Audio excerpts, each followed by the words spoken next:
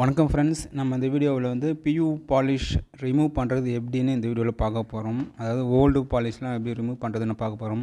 வீடியோவை ஸ்கிப் பண்ணாமல் பாருங்கள். வுட் பாலிஷ் பற்றி நிறைய தெரிஞ்சுன்னுன்றவங்க ராயல் வுட் பாலிஷ் ஒர்க் சேனலை சப்ஸ்கிரைப் பண்ணுங்கள்.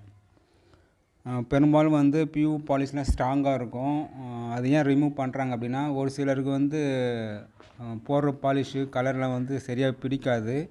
அவங்க வந்து மறுபடியும் வந்து பாலிஷ் பண்ணணும்னு ஒரு ஐடியா இருக்கும். அவங்களும் வந்து இது மாதிரி சீவி தேய்ச்சி மறுபடியும் புதுசு மாதிரி ஒரு நல்ல கலராக போடணும் அப்படின்னு ஒரு விருப்பம் இருக்கும். அவங்க வந்து இது மாதிரி தேய்ச்சி பாலிஷ் பண்ணுவாங்க. அவங்களுக்காக தான் இந்த வீடியோ.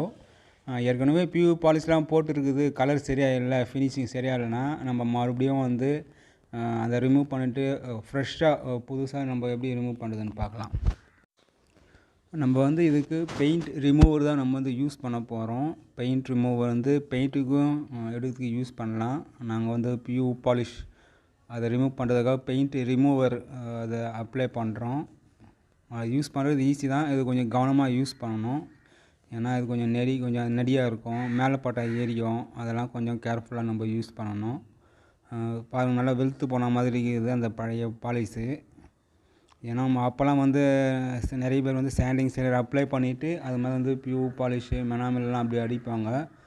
அப்படிலாம் பண்ணுறப்போ அது மாதிரி தான் வெளுத்து போயிட்டு மக்கி போன மாதிரி இருக்கும்.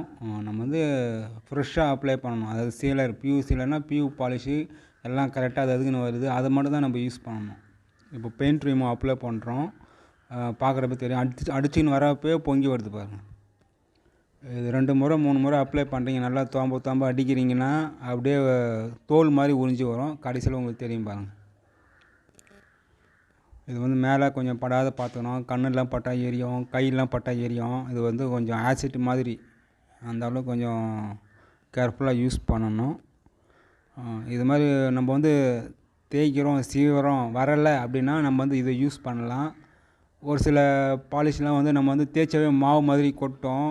அப்படி இல்லைன்னா நம்ம சுரண்டுறோம் அப்படின்னா அடாடியாக பேத்துன்னு வரும்.